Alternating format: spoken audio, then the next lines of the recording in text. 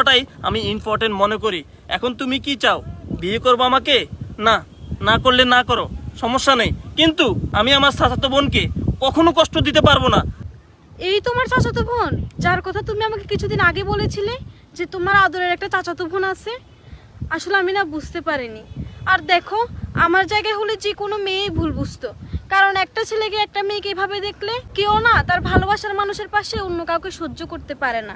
আসলে আমি না বুঝতে পারিনি। সাজ্জাদ, তুমি আমাকে ক্ষমা করে দাও প্লিজ। আসলে আমার অনেক বড় অপরাধ হয়ে গেছে।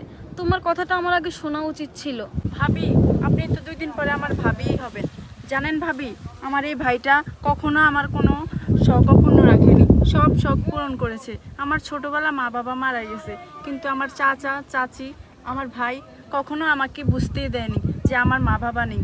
ওরা আমাকে খুব আদর করে আর আমার সব শখ পূরণ করার চেষ্টা করে। তাই এই কাশফুলে নিয়ে আসছিল, কিন্তু আপনি ভাইয়ার কোনো কথা না শুনে আপনি শুধু শুধু ভাইয়াকে ভুল বুঝছেন। বোন, তুমি চুপ করো, ওকে বোঝানো লাগবে না, কারণ ওর সাথে আমার বিয়ে আজকে 3 মাস আগে ঠিক হয়েছে।